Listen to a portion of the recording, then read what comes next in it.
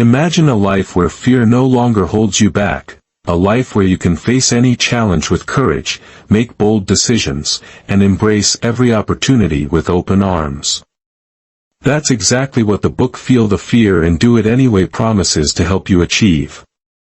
Written by Susan Jeffers, this powerful guide offers you the tools to break free from the chains of negativity and self-doubt that might have kept you stuck for far too long. Let me tell you something, young one, fear is not the enemy. It's not something to run away from. Fear is simply a sign that you're alive, that you're growing, that you're stepping into the unknown. And isn't the unknown where all the magic happens? This book is like having an old, wise mentor sit you down and teach you step by step how to transform fear from a barrier into a bridge that takes you to a better version of yourself. Breaking the cycle of negativity. One of the most profound lessons in this book is learning to stop the toxic cycle of negative thinking.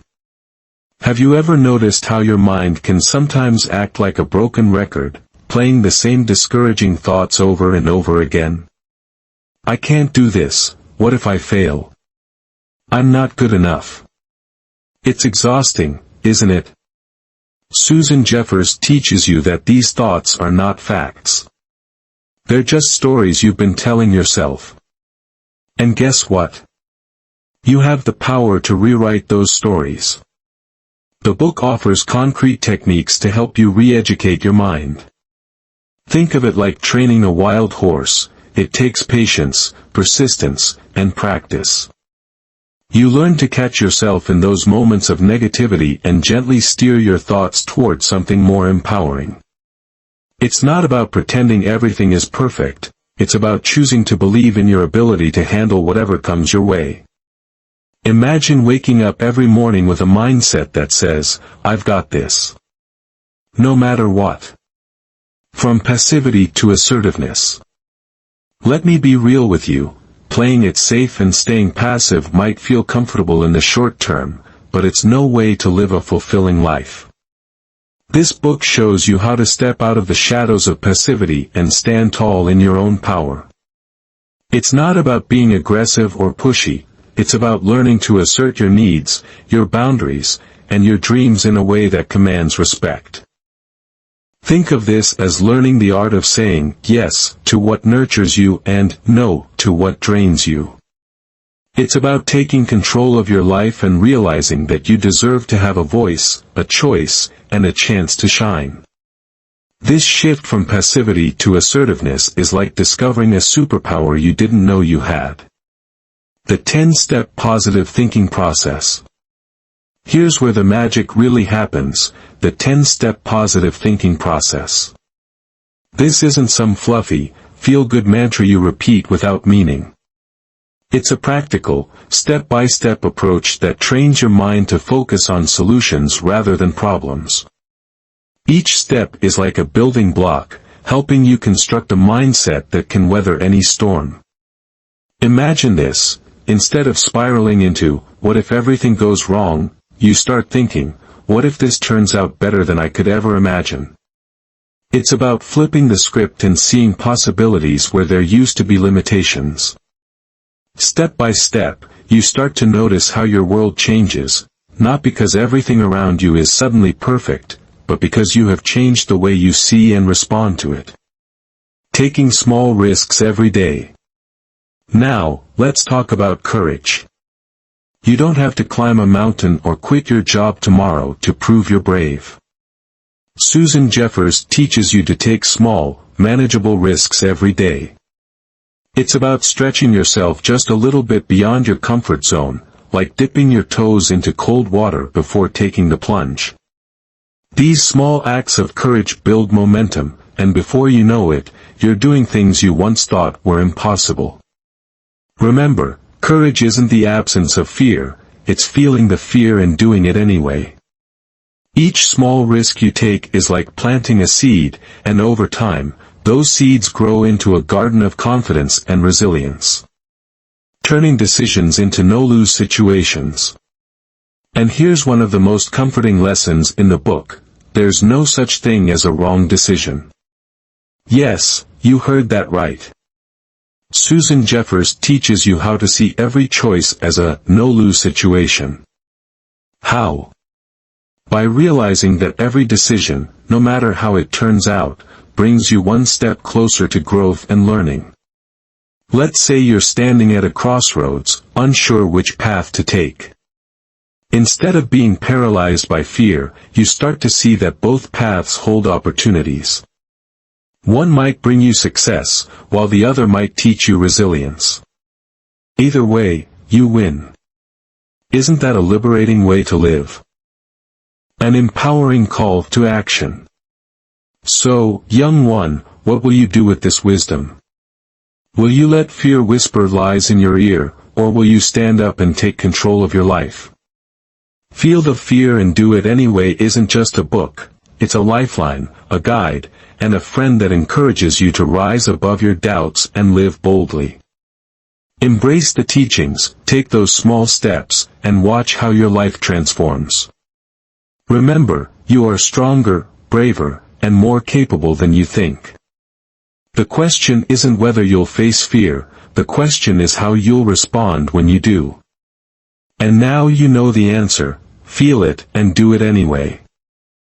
Feel the Fear and Do It Anyway, Chapter 1, What Are You Afraid of and Why? Fear, it's something we all face, yet many of us never stop to truly understand it. In the opening chapter of Feel the Fear and Do It Anyway, Susan Jeffers takes us on a journey to explore the roots of fear, breaking it down into 3 distinct levels. She argues that if we can understand where our fear comes from, we can learn to face it, overcome it, and transform it into a source of strength. The 3 levels of fear. Jeffers introduces us to the concept of 3 levels of fear.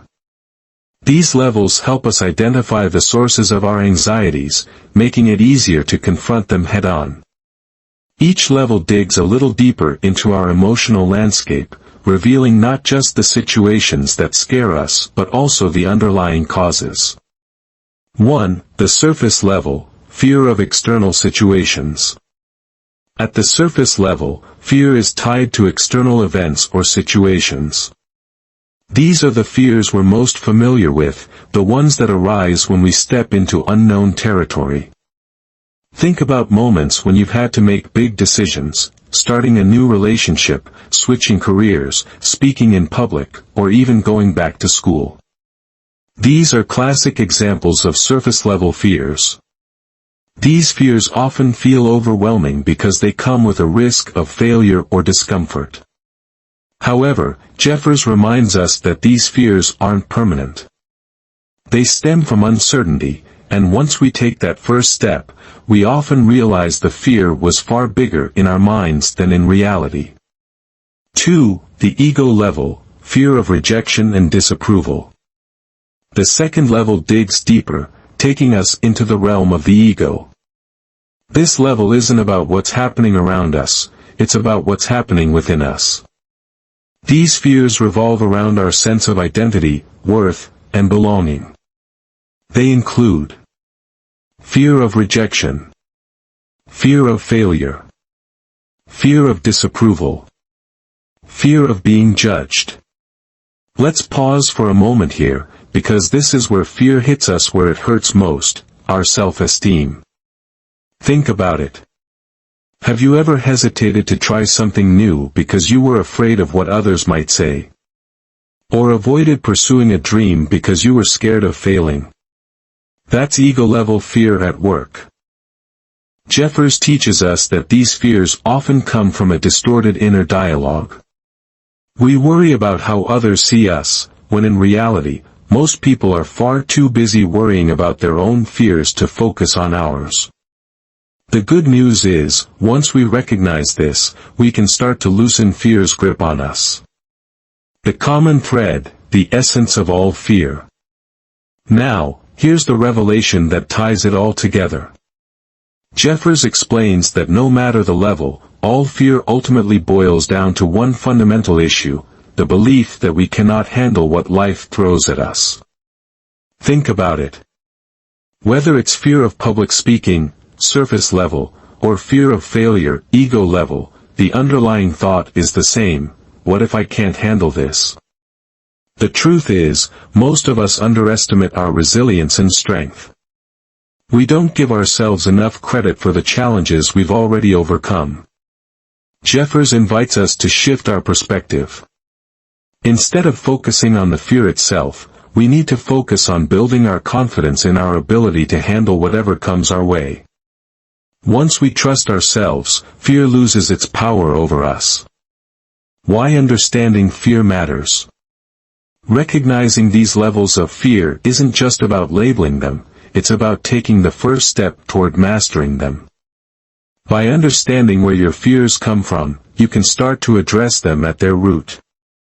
Are you afraid of a specific situation, like speaking up in a meeting?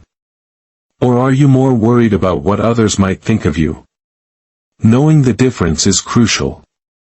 This chapter reminds us that fear is not our enemy, it's a teacher.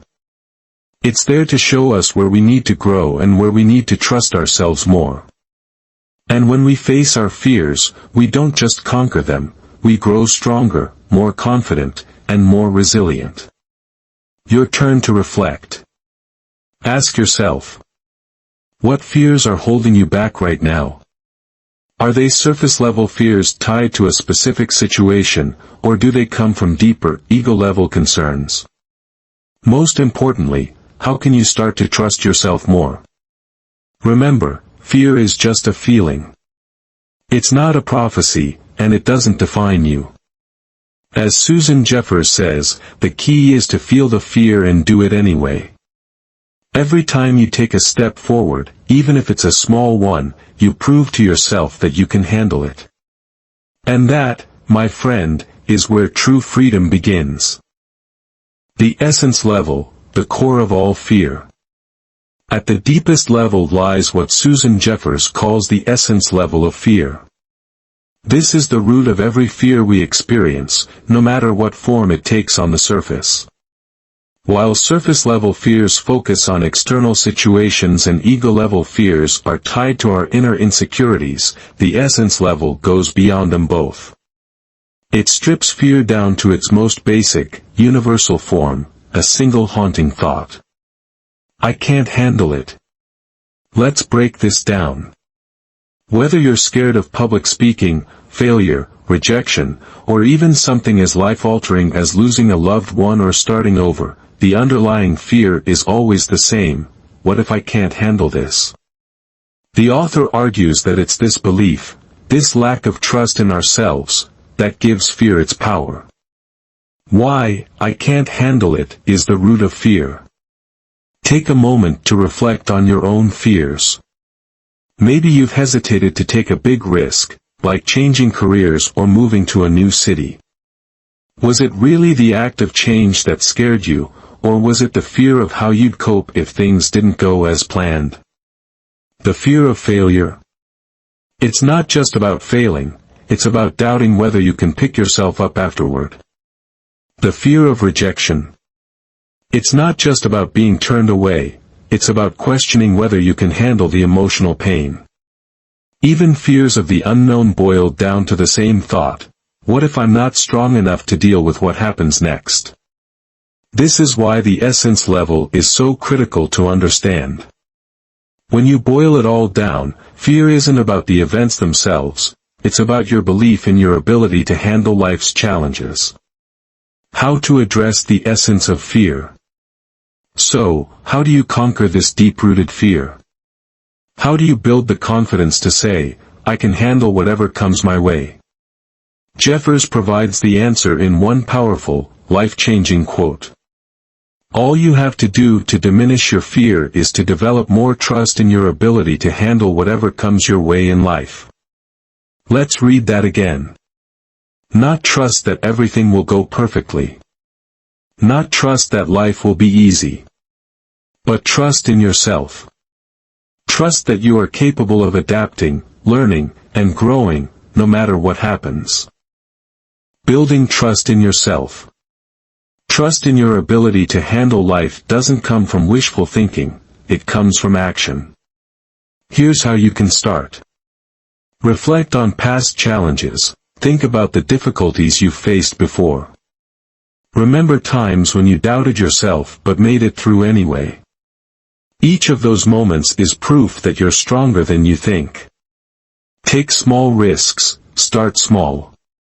Step out of your comfort zone in manageable ways. Each time you face a fear, no matter how minor, you build the muscle of self-trust. Reframe failures, stop seeing setbacks as failures and start seeing them as learning opportunities.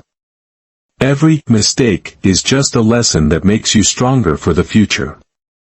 Use positive affirmations, tell yourself daily, I can handle this. I am resilient. I trust myself to figure things out.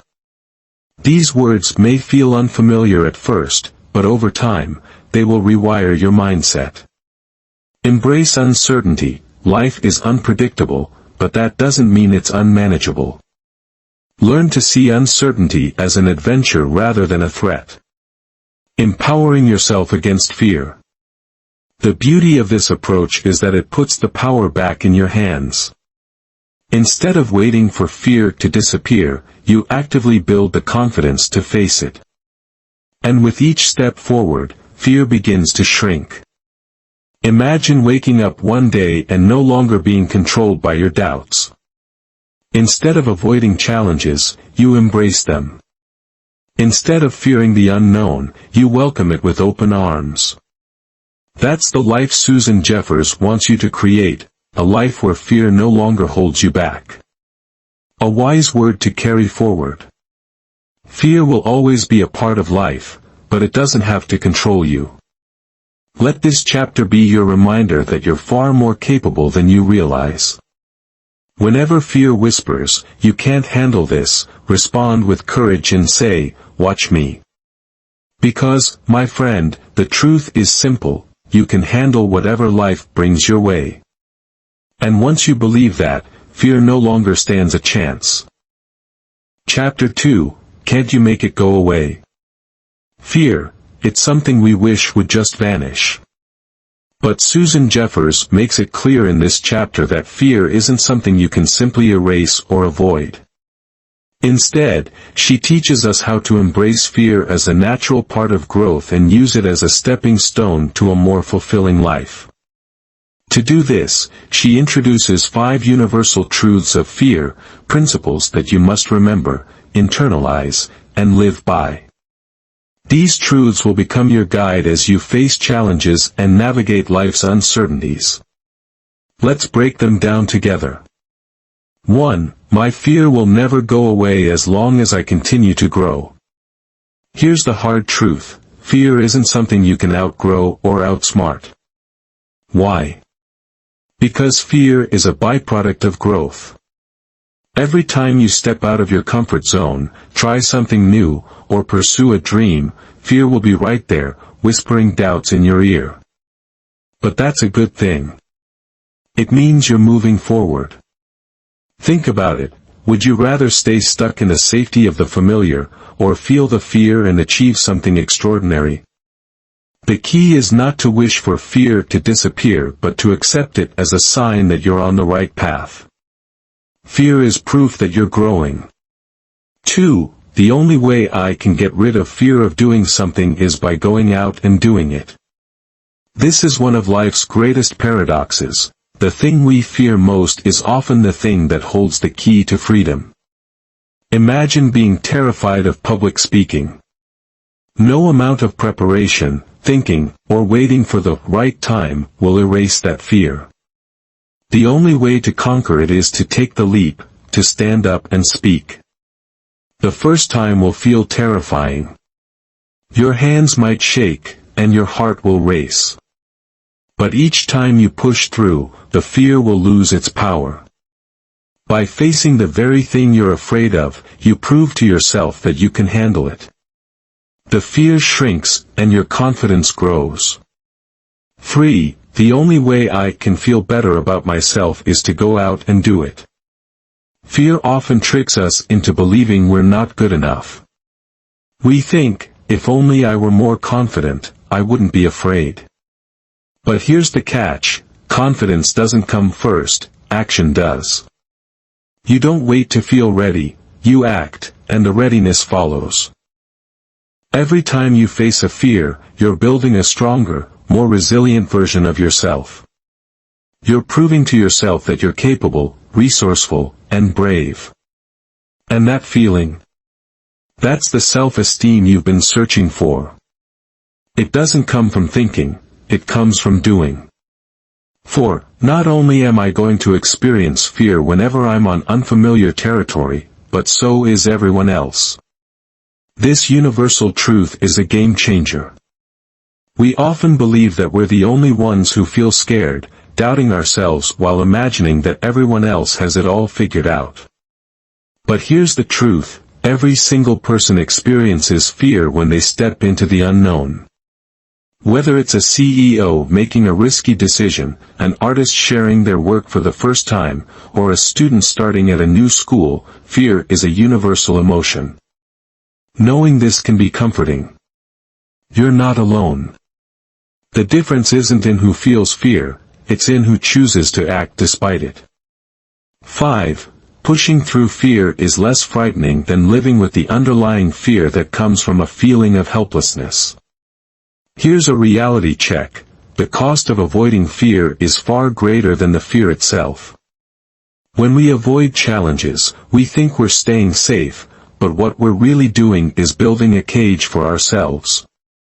That cage is made of helplessness, regret, and self-doubt.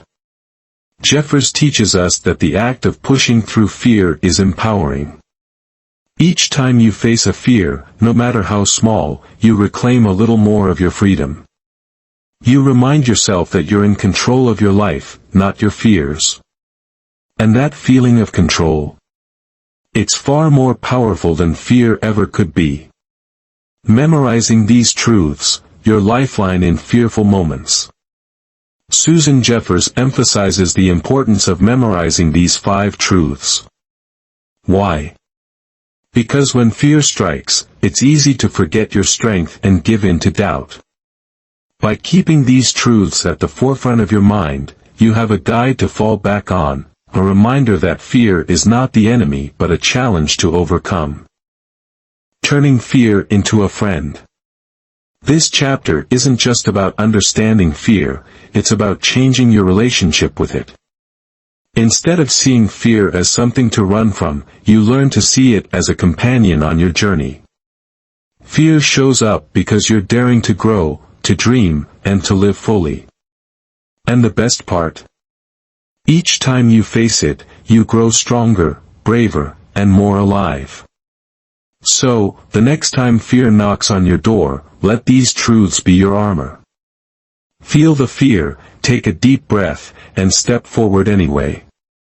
Because as Susan Jeffers so powerfully reminds us, the life you want is waiting on the other side of fear. Chapter 3, From Pain to Power. Fear often leaves us feeling stuck in a cycle of helplessness and despair. Susan Jeffers teaches us that in order to confront our fears and create a fulfilling life, we must shift our mentality from pain to power. Staying in the pain position keeps us paralyzed, drained, and overwhelmed by life. In contrast, the power position gives us the confidence to take action, make decisions, and see possibilities. This shift doesn't happen automatically, it's a conscious choice. But how do we make that switch?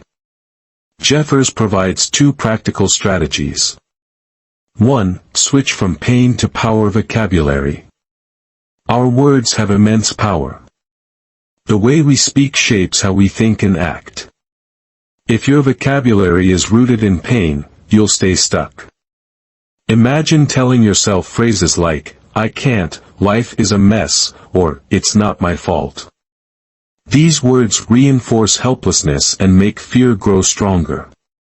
But shifting to a power vocabulary transforms your mindset.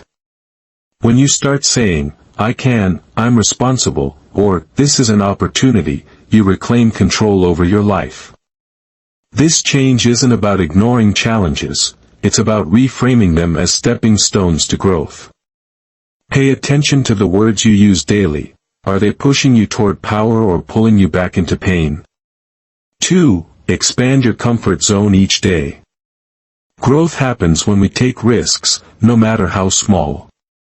Fear thrives in the comfort zone, keeping us from discovering our true potential.